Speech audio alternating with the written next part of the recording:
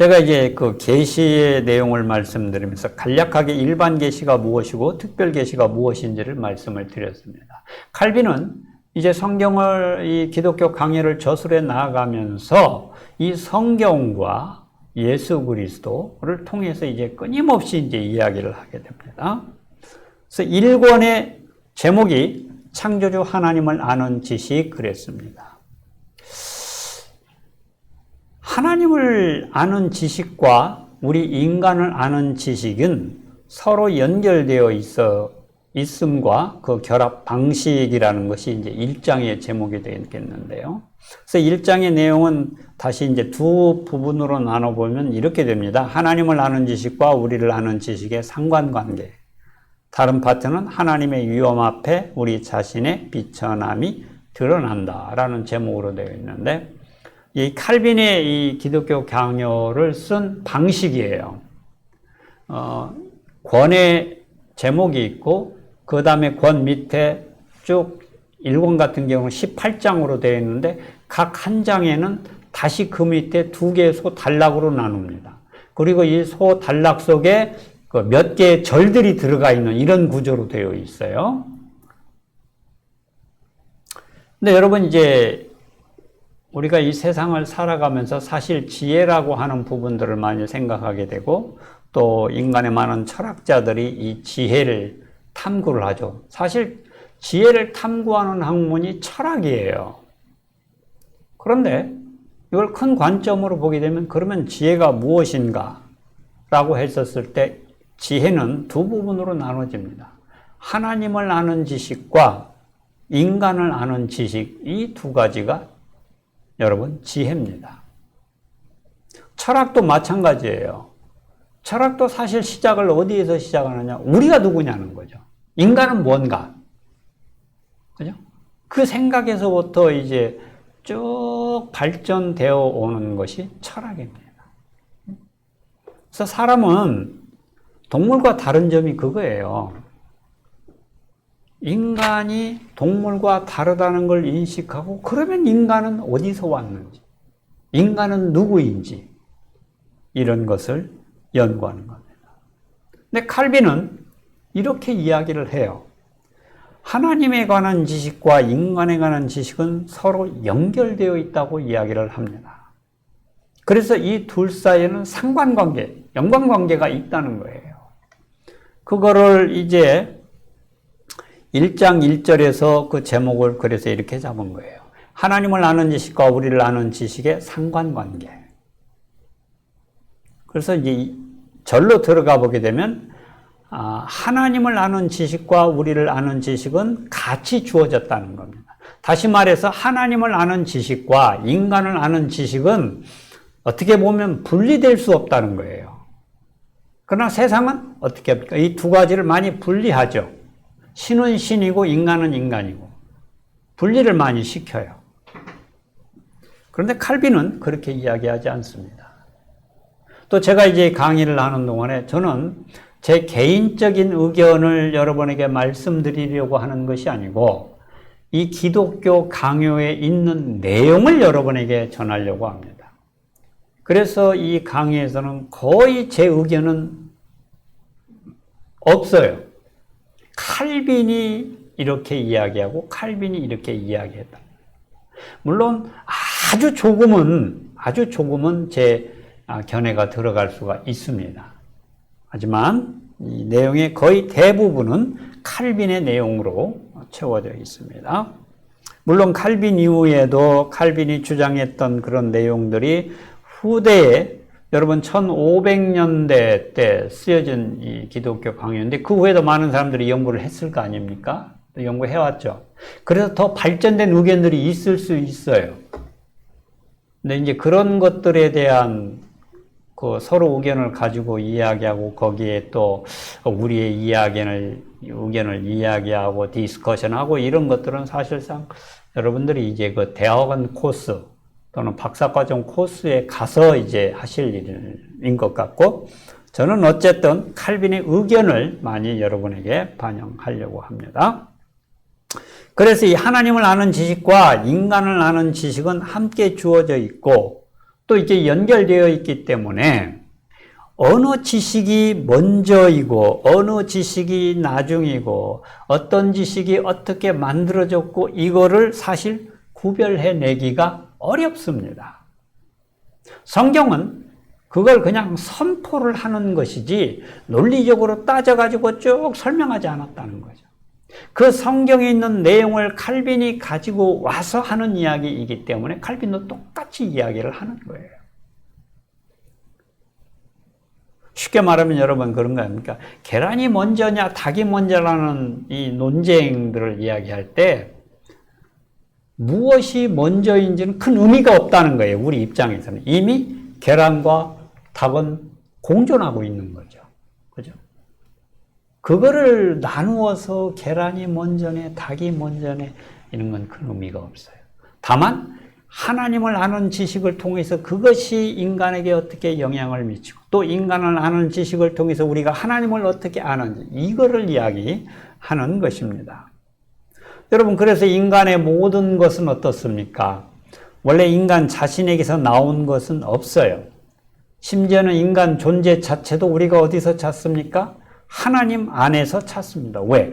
하나님이 창조주로서 그분이 인간을 창조하셨기 때문에 인간을 이해한다는 것은 하나님을 이해해야 가능한 일이라는 것이죠.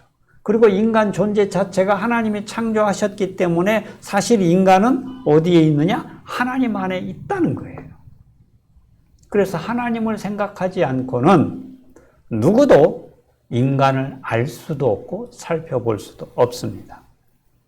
그래서 인간 자신에 관한 지식은 우리로 하여금 하나님을 찾아가게 하는 것, 하나님을 알게 하는 것, 하나님을 발견하게 하는데 그 역할이 있어요. 그래서 인간에 대한 탐구를 해서 결국 얻어내지는 결론이 뭐냐? 하나님을 안다는 거죠. 두 번째로 하나님이 자기를 알려주셔야 우리에게 우리 자신에 대해서 알 수 있게 된다. 여러분 앞에서 인간은 존재 자체도 하나님 안에 있었기 때문에 하나님을 알지 않고는 인간을 알 수도 없고 또 인간을 아는 것이 결국은 하나님을 찾아가게 한다고 그랬는데 그러면 우리가 정말 하나님이 알려주시지 않아도 우리가 하나님을 찾아갈 수 있느냐? 그건 불가능하다는 거예요. 그럼 결국 우리는 어떻게 하나님을 찾느냐? 하나님이 우리에게 알려주실 때 인간은 하나님을 찾아갈 수가 있어요. 그래서 계시는 여러분 근본적으로 계시는 어디서부터 와야 되냐면 하나님으로부터 와야 돼요. 그러지 않고는 인간은 하나님을 찾아갈 수가 없습니다. 물론 이제 이 일반 계시론에 들어가 보게 되면은 인간이 하나님의 존재를 인정할 수 있는 부분들이 이제 자연에 있다고 이게 이제 일반 계시잖아요. 이제 그런 이야기들은 합니다. 그러나 이제 이게 좀 더 구체적으로 들어가 보게 되면 결국 그것도 하나님께서 계시를 해줘야 알 수 있다는 겁니다. 그런데 인간들은 어떻게 생각합니까? 인간이 기준이 되면 인간들은 그렇게 생각을 해요. 자신들은 의롭고 자기들은 옳고 자기들은 현명하고 자신들은 거룩하기 때문에 자기를 알 수 있다고 그러지만은 그러나 하나님 편에서 보면 우리 자신을 생각해 보아도 여러분 우리가 내가 내 자신을 보아도 어떻습니까? 얼마나 내가 온전하지 못한지 거룩하지 못한지 잘 알잖아요. 그죠? 그래서 인간은 원래 그 위선으로 치우쳐져 있어서 또 인간에게는 일종의 그 공허한 의의 형상이 그 의 자체를 대신해서 자신들을 충분히 만족시키고 있다고 생각을 해요. 그러니까 원래 의 자체, 그 의는 어디에서 옵니까? 하나님에게서 와요. 그런데 이미 인간은 뭐를 가지고 있느냐? 그 의 자체를 가지고 있는 것이 아니라 의와 어떻게 보면 좀 닮은 것 같은 그러나 진짜가 아닌 인간이 만든 의를 가지고 있어요. 그 의를 가지고 원래 본래 존재하고 있었던 하나님으로부터 와야 되는 그 의를 대신하는 거죠. 그리고 그거에 만족해요. 이것이 소위 말하는 인간들이 만든 윤리에 대한 내용입니다. 내가 어떤 그 기준을 만들었어요. 내가 그 기준을 만들었고 내가 그 기준에 만족해요. 그럼 자기는 됐다고 생각한다는 거죠. 그런데 그게 여러분 우리의 것이고 원래 있었던 모습이 아니라는 거죠. 그렇기 때문에 사실 인간이 인간에 대해서 생각하고 있고 인간이 인간에 대해서 만든 기준 자체는 어떻게 되느냐? 확신을 줄 수가 없어요. 그런 기준을 가지고 인간 자신을 보기 때문에 인간이 인간에 대한 생각을 하고 있는 것 자체가 확신할 수가 없습니다. 그러면 그걸 확신하려고 하면 인간을 바로 알려면 어떻게 해야 되느냐? 절대적인 기준이 되시는 판단의 기준이 되시는 하나님 앞에 서야 돼요. 주님을 보아야만 알 수 있어요. 이런 얘기가 되겠죠. 내가 밖에 나가서 막 이런저런 일을 하고 다니면 어떻습니까? 뭐 땀도 나고 먼지도 묻고 또 어디 가서 일을 하다가 뭐 얼굴에 뭐 다른 것도 묻고 하잖아요. 근데 그거를 내가 그러고 있는 동안에는 내 자신이 어떤 모습인지를 몰라요. 근데 나는 아침에 세수를 하고 나왔으니까 깨끗하다고 생각을 하는 거죠. 옷도 깨끗한 옷을 입고 나왔으니까 깨끗하다고 생각을 해요. 하지만 내가 돌아다니면서 여러 가지 것이 묻었고 또 일을 하다 보니까 옷에 뭐 먼지도 묻고 검댕이도 묻고 여러 가지 기름도 묻고 했는데 그걸 몰라요. 근데 그걸 어떻게 합니까? 거울 앞에 서 보면 알아요. 내 얼굴 뺨에 기름이 묻었는지 땀이 흘러서 먼지가 어떻게 됐는지 내 머리가 어떻게 됐는지 머리카락 위에 뭐가 떨어졌는지 어쩌는지를 거울을 보면 알아요. 왜요? 거울은 내 모습을 그대로 보여주거든요. 그래서 절대적인 판단의 기준이 되시는 하나님 앞에 인간이 딱 서보게 되면 인간이 어떤 존재인지를 알게 됩니다. 그리고 그 거울이 우리의 모습을 비춰주듯이 절대적인 판단의 기준이 되시는 하나님이 어떤 분인가를 우리에게 알려주실 때 우리가 얼마나 비참한 존재인지를 알 수 있다는 거예요. 내 모습을 그대로 투영해 주기 때문에 그렇습니다. 절대적인 거룩이고 절대적인 의이신 하나님 앞에 설 때에만이 그런 하나님이 어떤 분인지를 인간에게 알려줄 때에만이 인간이 어떤 존재인가를 알 수 있다는 거죠. 그래서 하나님 위엄 앞에서 우리 인간의 그 비천함이 드러나게 되는 것입니다. 인간이 하나님 앞에 서서 자신을 하나님의 위엄과 비교해 보면 자신의 비천함을 깨닫거나 충분히 인식할 수 있게 됩니다. 그래서 성경에 보면 이런 사람들의 예가 나오죠. 절대적인 하나님 앞에 섰었을 때 그들에게 나오는 그 모습, 고백들이 있어요. 그 대표적인 고백이 우리가 하나님을 보았으니 반드시 죽으리로다 라는 고백인데 여러분 이 고백은 이제 사사기 6장과 13장 또 이사야 6장 에스겔서 1장과 2장에 나오는 내용이죠. 여러분 사사기 6장에 나오는 내용은 기드온에 대한 내용입니다. 그렇죠? 여러분 기드온이 하나님의 사자를 만나게 되니까 어떻게 돼요? 거룩하신 하나님의 사자 앞에 딱 서게 되니까 자기는 죽는다는 거예요. 왜? 거룩하신 하나님을 봤기 때문에 거룩과 죄는 공존할 수 없거든요. 그래서 죄인의 입에서 그 고백이 나와요. 마노아도 삼손의 아버지인 마노아도 동일하게 고백합니다. 천사가 와서 삼손의 탄생을 이야기를 하는데 이 마노아가 그렇게 이야기를 해요. 그 천사를 보고 내가 하나님을 보았으니 죽는다. 여러분 이런 것이 소위 말하면 이제 코람데오 신전의식이죠. 베드로가 어떻습니까? 우리 주님 앞에 서서 주님의 능력을 딱 체험하더니 주여 나는 죄인이로소이다. 나를 떠나소서. 그런 고백이 나오잖아요. 여러분 우리도 마찬가지예요. 이사야도 마찬가지입니다. 하나님께서 이사야를 부르실 때 6장에 가보게 되면 하나님이 이사야를 부르는데 그가 하나님을 만나게 되니까 나는 부정한 자로다. 내 입술이 부정하다. 그런 고백이 나와요. 나는 죽게 되었다. 여러분 그래서 하나님 앞에 선 죄인들은 그 하나님의 거룩함 때문에, 하나님의 의 때문에 느끼는 게 그거예요. 아, 내가 얼마나 큰 죄인인가를 깨닫게 됩니다. 그 전까지는 몰라요. 하나님을 만나기 전까지는 내가 죄인인지 모르고 내가 의롭게 살았다고 생각을 해요. 내가 의롭다고 산다고 생각을 했기 때문에 다른 사람의 부정과 불의를 보면 이 견딜 수가 없는 그런 게 나오죠. 그러나 하나님 앞에서 보면 내가 얼마나 죄악으로 똘똘 뭉쳐졌는지, 내가 얼마나 어그러진 사람인지, 그 인간의 그 비참한 모습을 깨닫게 됩니다. 또 욥기서 38장에 보게 되면 욥이 자신에게 단 재난을 가지고 하나님 앞에 막 얘기하잖아요. 내가 도대체 뭐를 잘못했습니까? 막 그 친구들과 논쟁을 합니다. 근데 막상 하나님이 턱하니 이제 욥을 만나주게 돼요. 그게 38장의 내용입니다. 근데 하나님이 욥에게 하시는 말씀이 그거예요.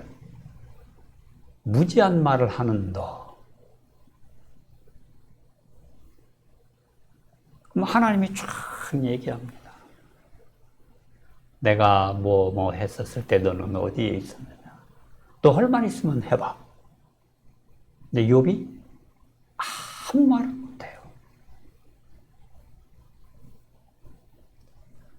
그리고 아브라함 같은 경우에도 18장에 보게 되면은 아브라함이 이제 롯을 위해서 중보 기도를 하지 않습니까? 하나님께서 소돔과 고모라를 멸망시키겠다고 그 하나님의 뜻을 아브라함에게 알려주니까 아브라함이 그 소식을 듣고 그 성에 살고 있는 자기 조카 롯을 구하기 위해서 하나님께 중보 기도를 하는데 아브라함이 그때 그 고백이 이 고백이에요. 아브라함이 티끌과 재에 지나지 않는 존재라는 거예요, 인간이. 그 고백을 합니다. 여러분, 엘리야 같은 경우에도 그가 하나님의 능력을 받아서 아합 왕과의 갈멜산의 전투에서 승리를 하게 됩니다. 영적 승리를 하죠. 기도했더니 하늘에서 불이 내립니다. 기도했더니 하늘에서 3년 반 동안 내리지 않았던 비가 내립니다. 이런 엘리야예요. 그런데 아합 왕의 아내 이세벨이 엘리야를 죽이겠다고 그러니까 거기서 큰 좌절감을 맛보고 가죠. 결국 그가 하나님의 산에 들어가서 동굴 속에서 하나님을 만나게 됩니다. 그 동굴 앞에 선 엘리야. 그죠? 그는 감히 하나님의 모습을 볼 수가 없어요. 그렇게 하나님의 능력을 받아서 하나님의 일을 했던 사람도 하나님의 면전에는 설 수 없습니다. 그래서 인간은 누구나가 다 여러분 이 신전의식을 가지고 하나님 앞에 선 자세로 살아갈 때 내가 누구인지를 깨닫게 돼요. 그래서 하나님 앞에 선 사람은 그 입에서 항상 나오는 게 뭐냐? 자기의 죄악과 자기의 부족함과 자기의 연약함이 나오는 거예요. 하나님 앞에서 감히 내가 뭘 잘한다? 이 말이 안 되는 소리입니다. 여러분, 그래서 하나님을 체험한 사람은 겸손해질 수밖에 없어요. 겸손해질 수밖에 없어요. 여러분, 요즘 도토리 좀 떨어집니까? 그 도토리 크게 비교해 보세요. 크고 작은 것이 있지만 그 차이가 얼마나 됩니까? 아무리 차이 나봐야 1cm도 차이 안 나잖아요. 그런데 그 서로 비슷비슷한데 거기서 내가 더 크네, 내가 더 크네. 무슨 의미가 있습니까? 그래서 정말 하나님을 체험한 사람, 정말 은혜를 체험한 사람은 감히 하나님 앞에서 내가 이런 걸 잘했네, 내가 이런 큰 일을 했네, 이런 말 하나도 안 나와요. 그냥 뭔만 나옵니까? 감사만 나오는 거예요. 감사. 여러분, 이것이 인간이 인간을 아는 방법이에요. 그리고 인간이 하나님을 알아가는 과정 중에 일어나는 하나입니다. 자, 그렇다고 한다면 하나님을 아는 것의 실체와 또 그 하나님을 아는 지식이 나아가는, 지향하는 목적이 뭔가를 우리가 보겠습니다. 이것은 결국 하나님을 안다는 것이 무엇이고 이 하나님을 아는 지식의 목적이 무엇이냐를 묻는 거예요. 이 부분은 창조주 하나님과 구속주 하나님을 아는 지식, 또 하나님을 아는 참된 지식에 기초한 참된 경건이라는 두 부분으로 구성되어 있습니다. 그래서 첫 번째 부분인 창조주 하나님과 구속주 하나님을 아는 지식. 그래서 이제 그 부분에 들어가 보게 되면 먼저 하나님을 아는 지식은 송영과 예배와 거룩한 삶이 따르는 경건한 지식이다 이렇게 이야기하고 하나님에 관한 지식의 필수 조건은 경건이다. 그래서 하나님을 아는 지식을 지금 여기에 보면 경건과 연관을 시켜놨죠. 자, 그렇다고 한다면 하나님을 아는 지식이 뭐냐는 거예요. 여러분, 하나님을 우리가 그런 말을 참 많이 씁니다. 하나님을 안다. 근데 정말 하나님을 아는 지식이라는 게 뭐냐는 거예요. 칼빈은 이렇게 이야기를 합니다. 하나님의 존재하심을 생각하는 것이며 하나님을 아는 것이 하나님의 영광이 얼마나 합당하며 우리에게 얼마나 유익이 되는가를 이해하는 것이다. 여러분, 이게 하나님을 아는 지식, 하나님에 관한 지식의 내용입니다. 다시 보시면 두 가지죠. 하나님을 아는 지식이라는 것은 하나님의 존재하심을 생각한다는 거예요. 당연한 것처럼 들리는 이 말을 왜 칼빈은 써놨느냐 생각을 해보세요. 오늘날에도 여러분, 이 세상에 얼마나 많은 사람들이 하나님이 안 계시다고 이야기합니까? 그거를 생각해 본다면 하나님에 관한 지식, 하나님을 아는 지식이 하나님의 존재를 생각한다는 것이 얼마나 큰 일인가를 알 수 있어요. 하나님의 존재하심을 생각하는 사람, 이제 신학적인 단어로 보면 이게 유실론이 돼요. 그걸 생각하지 않는 사람, 무실론이 되는 거예요. 그래서 세상을 보게 되면 유실론과 무실론 둘로 나눕니다. 신의 존재를 인정하느냐, 신의 존재를 인정하지 않느냐. 신의 존재를 인정하지 않는 무실론 사람들은 결국 어디로 빠져요? 유물론으로 빠져요. 유물론으로 빠져요. 여러분, 이게 쭉 이어지면 어디로 가요? 이게 결국은 공산주의 이론으로 가는 거잖아요. 근데 유실론, 신은 있다는 거예요. 단지 이 유실론 속에서는 그 신이 하나님인지 어떤 신인지 모르지만 신의 존재를 인정. 그래서 세상을 딱 둘로 나눕니다. 그래서 하나님을 아는 지식의 첫 출발점이 뭐냐? 하나님의 존재하심을 생각하는 거예요. 그리고 그 하나님을 아는 것이 하나님에게 얼마나 그 하나님의 영광에 합당하냐는 거예요. 이 말은 하나님께서 영광 받으시기에 합당하신 존재라, 그분이라는 이야기가 됩니다. 이건 역시 생각을 해보세요. 왜 이 말을 하는지. 사람들은 신적 존재를 인정을 하면서도 그 신적 존재에게 하나님께 돌려져야 될 영광을 누가 가로채요? 인간이 가져가요. 여러분, 이 인본주의 패단 중에 하나가 이거죠. 결국 인본주의는 그거예요. 이게 다른 게 아니고 하나님 위치에 인간이 올라가는 거예요. 결국 인간이 하나님이라는 거예요. 그래서 그 인간이 뭐를 차지합니까? 모든 영광을 차지하는 거예요. 근데 하나님을 아는 지식은 어떤 거냐? 하나님께 합당한 그 영광을 하나님께 돌려드리는 것이고 또 그렇게 하는 것이 인간인 우리에게 유익하다는 거예요. 유익하다. 이게 하나님의 질서와 연관시켜 보게 되면 여러분, 하나님은 하나님답게 우리가 여겨야 되고 인간은 인간답게 여겨야 됩니다. 그래서 창세기 우리가 공부해 올 때도 그랬지 않습니까? 하나님께서 천지 만물을 다 창조하시고 중간에 누구를 두셨다? 마지막을 창조하신 인간을 사이에 두고 하나님은 인간을 통해서 만물을 다스리게 하십니다. 그래서 인간의 위치는 하나님과 만물 사이에 있다고 그랬어요. 그래서 인간의 위치는 거기에요. 그럼 인간은 위로 하나님을 섬기고 아래로 만물을 다스리는 거예요. 그 위치를 알고 그 위치에 맞게 행동할 때 그것이 인간에게 유익한 거예요. 그런데 이 질서를 깬 게 누구냐? 사단이죠. 그래서 인간으로 하여금 어디로 가라? 하나님 자리로 가라는 거예요. 그게 사단이에요. 그러니까 사단적인 행동을 하는 게 그겁니다. 하나님께 돌려줘야 될 영광을 인간이 가로채는 거예요. 칼빈은